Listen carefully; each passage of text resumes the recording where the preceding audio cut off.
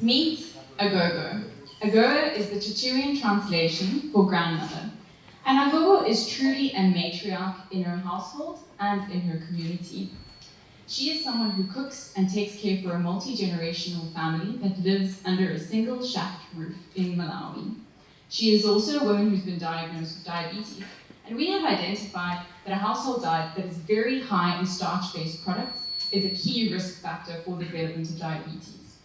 We would like to propose a low-cost solution to transform people's diets to reduce the burden of diabetes in sub-Saharan Africa, and our program is called Go Agogo.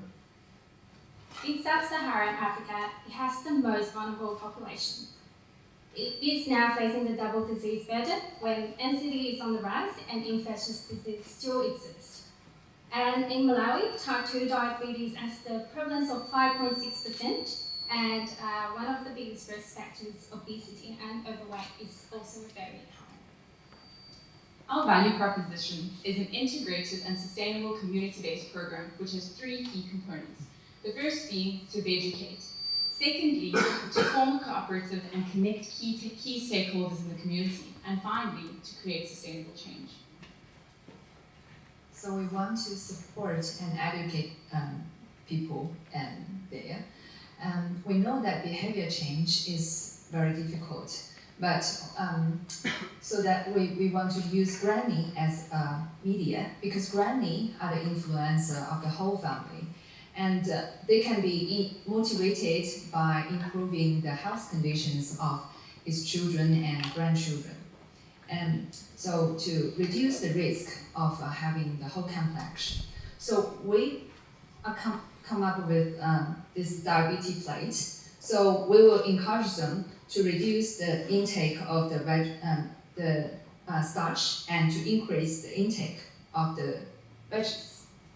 So the second stage is the formation of the cooperative. So this is where the grandmothers, the Agogos, will get their vegetables. We recognise that low price is very important. So we will form a cooperative and train a cooperative manager who will be the mediator between the grandmothers and the farmers. We will increase the buying power of the grandmothers to access vegetables and increase the buying security for farmers so that they are able to have regular customers. The pick-up and drop-off point for vegetables will be the school where the grandchildren attend and where the farmers also have access to. This will create sustainable change as we scale the model across rural Malawi and across sub-Saharan Africa. And we will then use the platform to empower Agogos and families with further education and training on nutrition and health.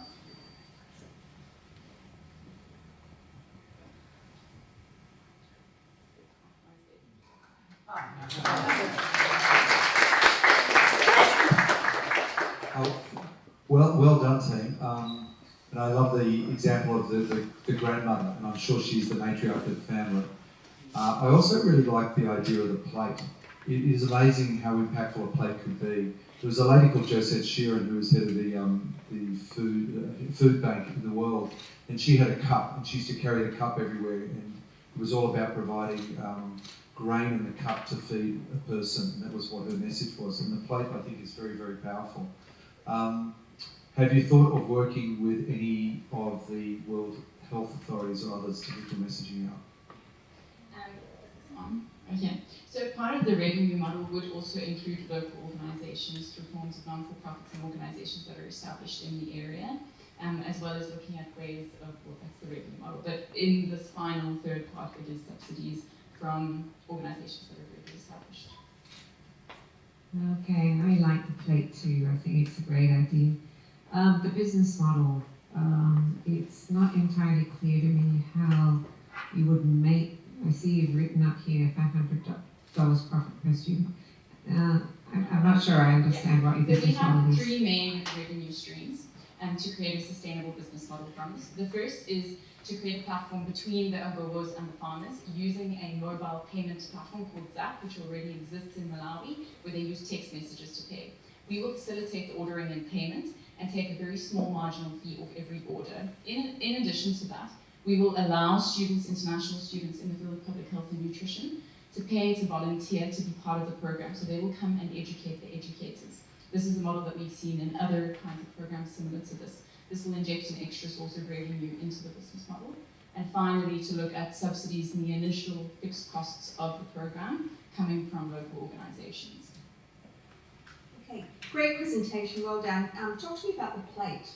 Who's manufacturing it? What's it made out of?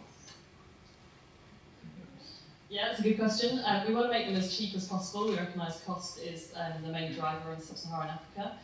So in this stage it is plastic, but it is plastic that's not single-use plastic, so we recognise that will be environmental. In the future, we'd love to look down the coffee grounds and making kind of recyclable plates, so that'll be a kind of future direction, I guess.